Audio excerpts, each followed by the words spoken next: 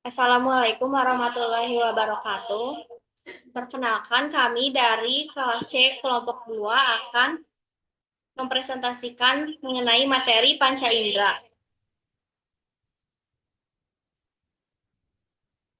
Berikut adalah nama anggota kelompok kami.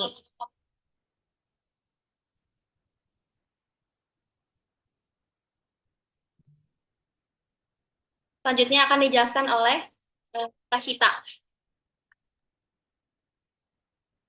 Nah, sebelumnya adalah fungsi indera sebagai bagian dari sistem saraf. Indera itu merupakan bagian penting dari sistem saraf karena berfungsi sebagai penerimaan rangsangan atau stimulus dari lingkungan luar maupun dalam tubuh. Ada 5 indera utama. Yang pertama itu penglihatan pada mata, pendengaran pada telinga, penciuman pada hidung, dan perasa pada lidah, lalu peraba pada kulit. Selanjutnya, masing-masing indera memiliki reseptor sensorik yang mendeteksi jenis rangsangan tertentu. Kemudian disalurkan ke otak. Otak kemudian mengolah dan menafsirkan informasi tersebut sehingga kita bisa mengenali, merespon, dan menyesuaikan diri terhadap lingkungan.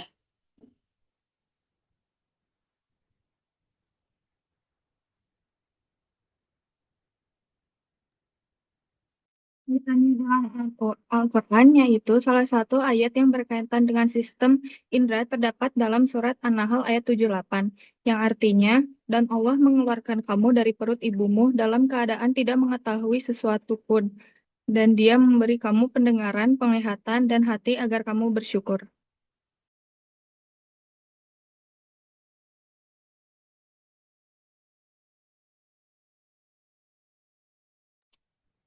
Indera yang pertama yaitu penglihatan pada mata. Mata adalah organ yang berperan dalam indera penglihatan. Mata berfungsi untuk melihat warna, bentuk, dan gerakan sekitar.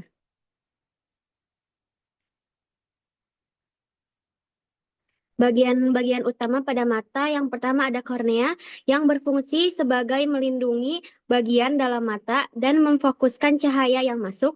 Lalu ada iris berfungsi mengatur ukuran pupil untuk mengontrol jumlah cahaya yang masuk, dan pupil berfungsi untuk mengatur banyak sedikitnya cahaya yang masuk ke mata. Lalu ada lensa mata berfungsi untuk memfokuskan cahaya agar bayangan dapat jatuh tepat di retina. Lalu ada retina yang berfungsi untuk mengubah stimulus visual menjadi sinyal listrik yang akan dikirim ke otak. Lalu ada saraf optik yang berfungsi untuk meneruskan sinyal listrik dari retina ke otak untuk diinterpretasikan sebagai gambar.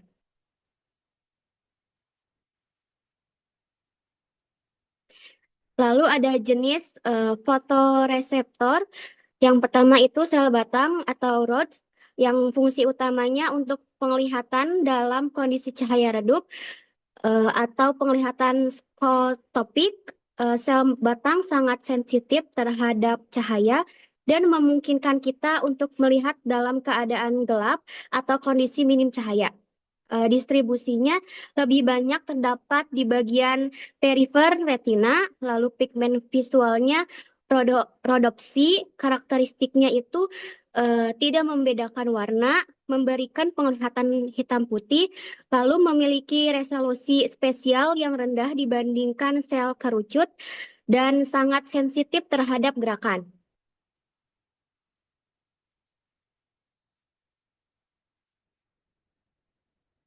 Lalu yang kedua itu sel kerucut atau cones berfungsi fungsi utamanya penglihatan warna dan ketajaman visual atau penglihatan fotopik. Sel kerucut ini membutuhkan cahaya yang lebih terang untuk berfungsi dan memungkinkan kita untuk melihat warna dan detail halus. Distribusinya terkonsentrasi di makula, terutama di fovea atau pusat makula yang merupakan area dengan ketajaman visual yang tinggi. Pigmen visualnya iodopsi. Terdapat 3 jenis, masing-masing sensitif terhadap panjang gelombang cahaya yang berbeda. merah, hijau, dan biru. Dan karakteristiknya yaitu membedakan warna, memberikan penglihatan warna, lalu memiliki resolusi spesial yang tinggi, dan kurang sensitif terhadap cahaya dibandingkan sel batang.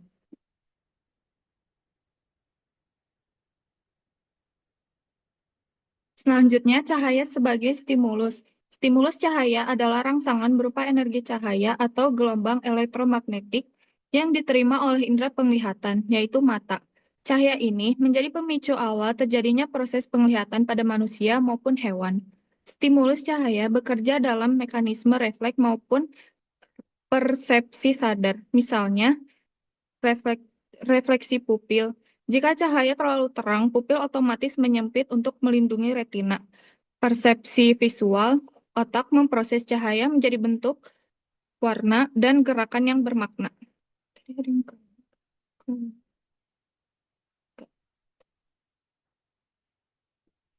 Proses interpretasi yang pertama, cahaya jatuh ke retina. Retina menangkap cahaya yang masuk ke mata dan mengubahnya menjadi impuls listrik melalui sel fotoreseptor, sel batang, dan sel kerucut. Yang kedua, impuls listrik tersebut kemudian dikirim melalui saraf optikus atau nervus opticus, yaitu saraf yang membawa informasi visual dari mata menuju ke otak.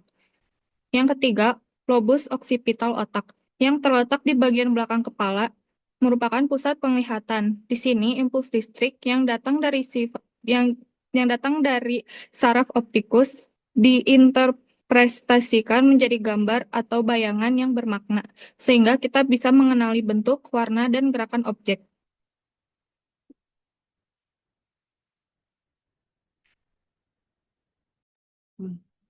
Selanjutnya, saya akan menjelaskan tentang panca indera hidung. Hidung adalah indera penciuman atau olfaktori yang berfungsi untuk mengenali aroma dan rasa makanan, mendeteksi bahaya seperti bau gas atau makanan basi, meningkatkan kenikmatan makanan karena penciuman berhubungan erat dengan indera pengecap atau lidah.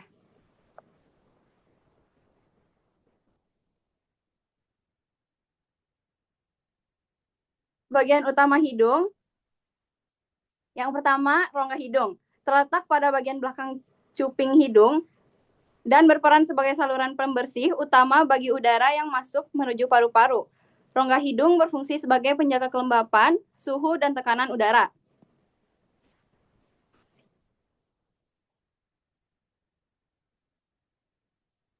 Yang kedua, epitelium olfaktori adalah jaringan epitel khusus yang terletak di rongga hidung dan berfungsi untuk penciuman. Jaringan ini mengandung neuron reseptor yang mendeteksi molekul bau dan mengirimkan sinyal ke otak. Serta terdiri dari 3 jenis sel utama, sel reseptor olfaktorius, sel pendukung, dan sel basal.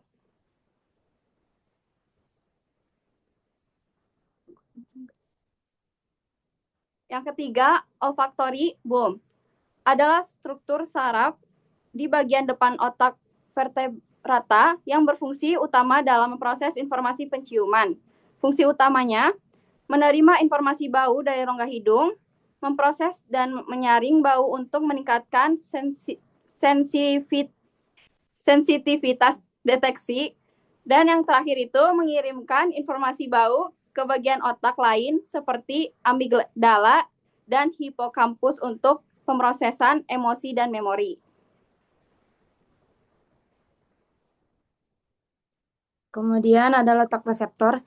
Reseptor penciuman terletak di sel olfaktori, sel saraf yang berada di dalam epitel olfaktori yang berada di langit-langit rongga hidung.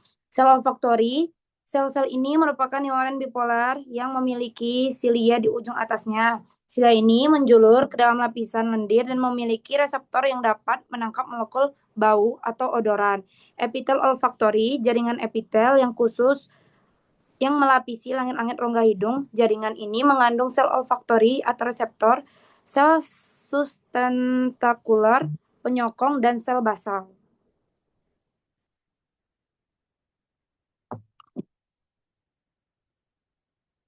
Selanjutnya ada jenis stimulus. Molekul kimia bahwa stimulus utama untuk indera penciuman adalah Molekul kimia volatil, yaitu mudah menguap yang terhirup ke dalam hidung. Molekul-molekul ini larut dalam lendir atau mukus yang melapisi epitelium olfaktorius di bagian atas rongga hidung, tempat reseptor penciuman berada.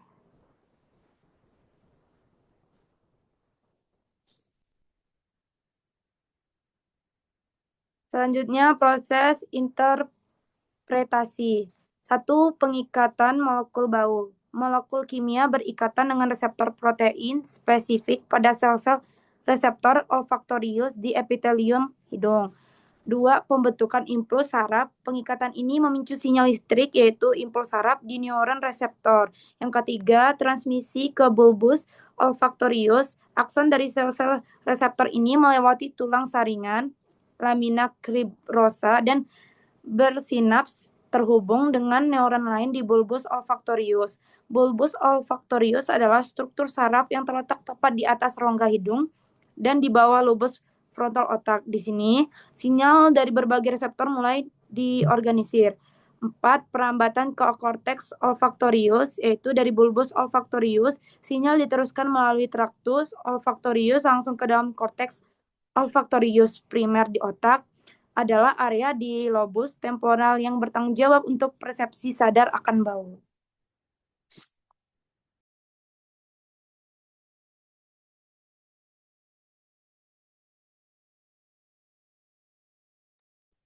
Oke, sekarang di bagian lidah yaitu pengecapan. Lidah adalah organ berotot yang terletak di dalam rongga mulut, dilapisi oleh selaput lendir yang disebut juga dengan mukosa dan memiliki banyak papila di permukaannya. Fungsi utamanya lidah adalah untuk mengecap rasa, membantu berbicara, mengunyah, dan menelan makanan.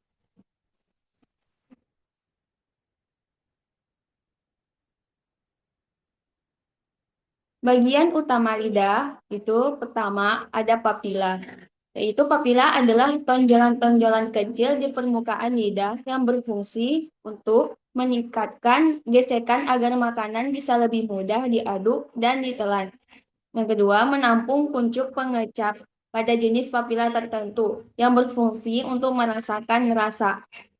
Selanjutnya, ada 4 jenis papila utama di lidah. Yang pertama, papila filiformis, kedua, papila fungiformis, yang ketiga, papila circumvallata atau disebut vallata, yang keempat, yaitu papila foliata.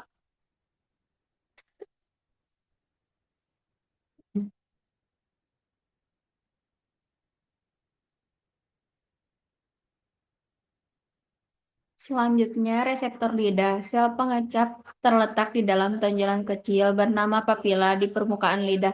Papila yang mengandung sel pengecap dapat mendeteksi rasa manis, asin, asam, pahit, dan umami.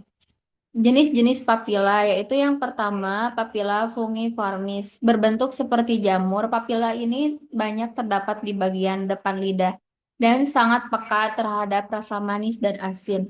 Yang kedua, papila circumvallata terletak di bagian belakang lidah, membentuk huruf V. Papila ini memiliki banyak sel pengecap dan sangat sensitif terhadap rasa pahit.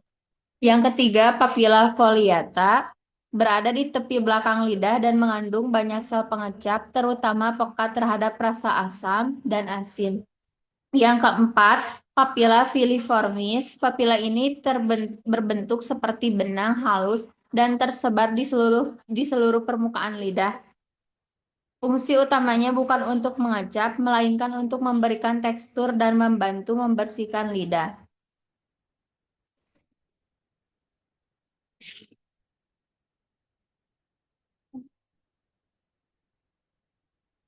Selanjutnya, stimulus lidah. Stimulus zat kimia rasa adalah rangsangan yang diterima oleh indera pengecap, yaitu lidah, berupa molekul dan ion yang larut dalam air liur, yang kemudian memicu reaksi di dalam tubuh dan menyebabkan kita merasakan berbagai rasa. Manis letak sensitif relatif di ujung lidah seperti gula, alkohol, gliserol. Yang kedua, asin di sisi depan lidah seperti garam, NaCl, dan KCl.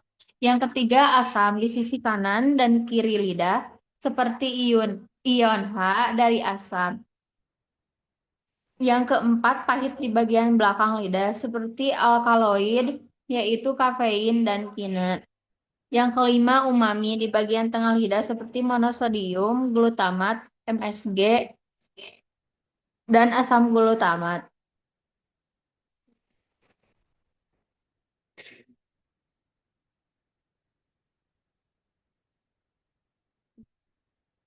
Itu yang terakhir proses interpretasi. Yang pertama, zat kimia makanan larut dalam air liur. Yang kedua, zat tersebut merangsang reseptor pada kuncup pengecap. Yang ketiga, terjadi perubahan potensial listrik, lalu membentuk impuls darah.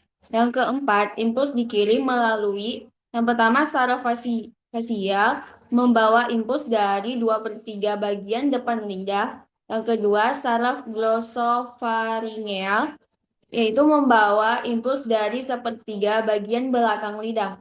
Yang ketiga, saraf vagus membawa impuls dari pangkal lidah dan epiglotis.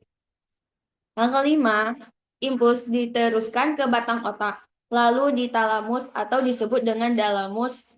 Berikutnya, dari talamus dikirim ke korteks gustatory atau disebut dengan gustatory cortex di otak. Yang terakhir, otak menginterpretasikan impuls tersebut menjadi persepsi rasa, yaitu manis, asin, asam, pahit, atau umami.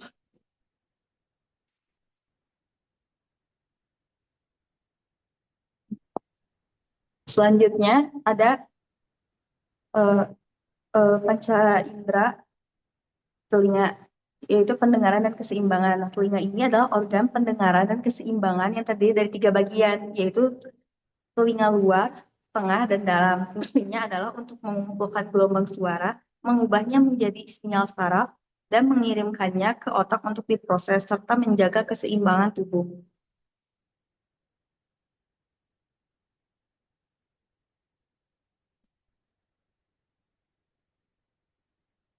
Boleh di next. Lalu bagian utama telinga itu ada telinga luar atau outer ear, terdiri dari daun telinga pina yang berfungsi menangkap gelombang suara dari lingkungan. Yang kedua ada telinga tengah, middle ear, berfungsi menguatkan getaran suara dari gendang telinga dan meneruskannya ke telinga dalam. Yang ketiga, telinga dalam atau inner ear, terdiri dari 2 bagian utama, yaitu koklea untuk pendengaran dan sistem vestibular untuk keseimbangan yang meliputi kanalis semisirkularis atau kanal. Lalu ada koklea yang merupakan struktur berbentuk spiral seperti cangkang siput yang berisi cairan, dan kanalis semisirkularis atau kanal. Terdapat 3 saluran semisirkularis yang saling tegak lurus satu sama lain dan mendeteksi gerakan rotasi kepala. Materi selanjutnya akan dilanjutkan oleh Ignis.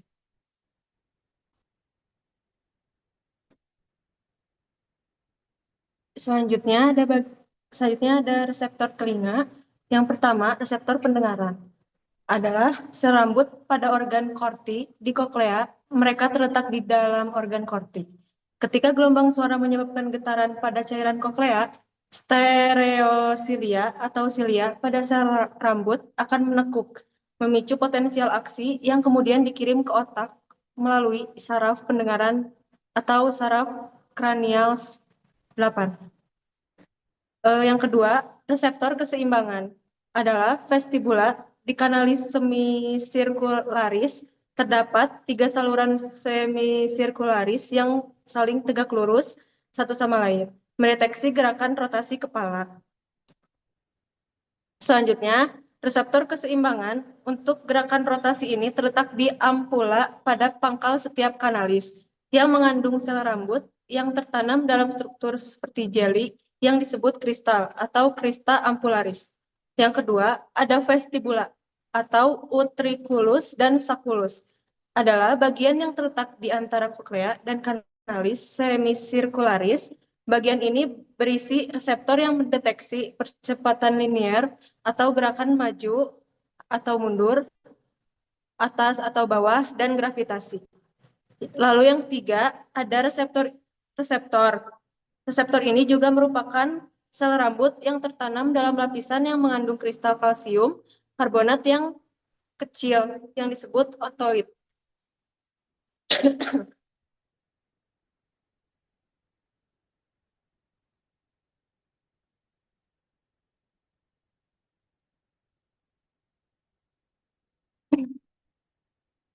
Nah, selanjutnya ada proses interpretasi. Yang pertama, gelombang suara masuk ke telinga dan ditangkap oleh gendang telinga. Lalu diteruskan melalui tulang-tulang pendengaran atau malleus, incus, dan stapes. Dua, getaran tersebut masuk ke dalam koklea atau rumah siput yang mengandung sel-sel rambut atau reseptor pendengaran. Yang ketiga, sel-sel rambut mengubah getaran mekanik menjadi impuls listrik atau rangsangan saraf. Yang keempat, ada impuls listrik itu dikirimkan ke otak melalui saraf auditorius. Yang kelima, di otak, impuls diterima dan diinterpretasikan oleh lobus temporal, bagian otak yang berfungsi untuk mengenali dan memahami suara.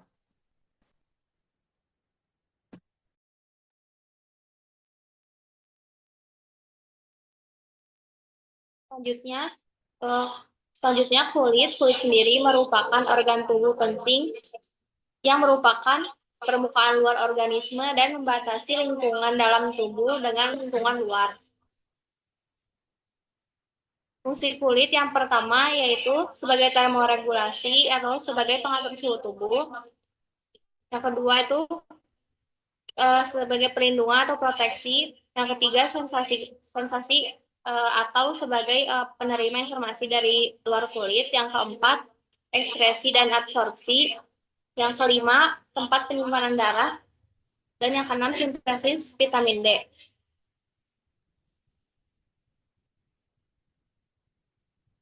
Bagian utama kulit yang pertama yaitu epidermis. Epidermis sendiri yaitu merupakan bagian yang paling luar kulit, ukurannya lebih tipis, dan tersusun dari sel epitel. Epidermis sendiri tersusun dari 4 sel. Yang pertama, keratinosit, berfungsi untuk memproduksi keratin di protein fibrosa yang membantu melindungi kulit dan jaringan di bawahnya dari panas, mikroba, dan zat kimia. Yang kedua, melanosit, yaitu sel-sel yang mensintesis pigmen melanin dan terdapat pada bagian terdalam epidermis. Yang ketiga, sel-sel Merkel. Setiap sel-sel Merkel ini berhubungan dengan neuron sensoris yang berfungsi sebagai reseptor sensoris terhadap sensasi tekan. Yang keempat, sel-sel Langerhans bersifat fagosit dengan memakan substansi asing dan membantu mengaktifkan sistem imun. Epidermis ini terdiri dari 5 lapisan. Dari dalam keluar, yang pertama itu stratum basal, yang kedua stratum spinosum, yang ketiga stratum granulosum, yang keempat stratum lucidum, yang kelima stratum corneum.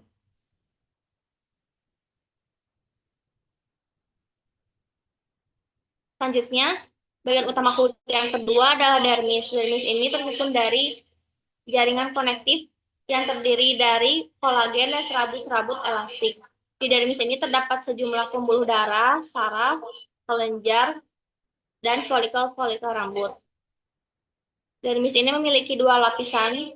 Yang pertama lapisan papilar atau papillary region layer merupakan lapisan bagian atas dengan ketebalannya itu kurang lebih 20% dari ketebalan dermis. Terdapat Meissner corpus sebagai mekanoreseptor yang peka terhadap sentuhan ringan. Yang kedua itu lapisan retikular, merupakan bagian dermis yang paling tebal, yaitu 80% dari ketebalan dermis. Lapisan antara serabut-serabut yang terjalin didiami oleh yang pertama jaringan adiposa, selanjutnya folikel-folikel rambut, saraf, pembuluh darah, kelenjar keringat dan kelenjar sebaceus, dan kolagen dan serabut elastik.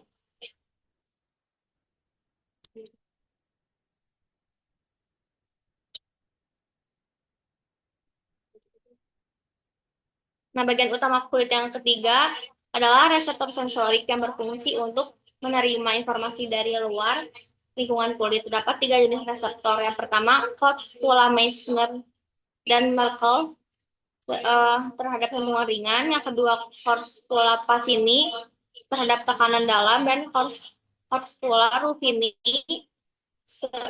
terhadap tekanan dalam dan ketegangan.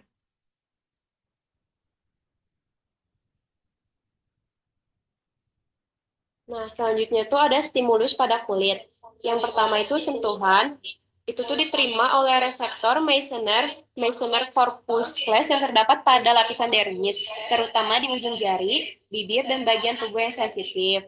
Nah, fungsinya itu untuk mendeteksi rangsangan ringan atau lembut seperti usapan atau rabaan halus. Nah, yang kedua tuh ada tekanan. Tekanan tuh diterima oleh reseptor Pacinian corpuscles yang berada lebih dalam di kulit, berfungsi untuk merespon tekanan kulit atau getaran yang mengenai kulit. Yang ketiga ada suhu. Itu diterima oleh reseptor Krause untuk dingin dan reseptor Ruffini untuk panas. Nah, berfungsi untuk mendeteksi perubahan suhu lingkungan, baik itu dari panas maupun dingin. Terus yang keempat ada nyeri.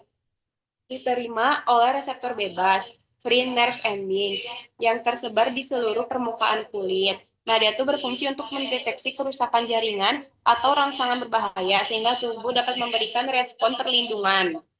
Nah,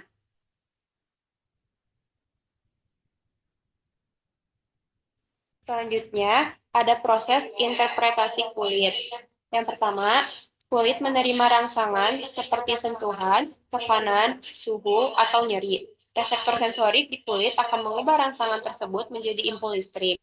Selanjutnya, impuls diantarkan melalui saraf sensoris menuju medula spinalis atau sumsum tulang belakang. Nah, selanjutnya dari medula spinalis, impuls diteruskan ke otak, tepatnya ke korteks somatosensorik di lobus parietalis. Di bagian inilah impuls diinterpretasikan atau diartikan menjadi sensasi tertentu yang dapat dikenali, misalnya terasa panas, lembut, sakit, atau tekanan. Sekian presentasi dari kelompok 2. Wassalamualaikum warahmatullahi wabarakatuh.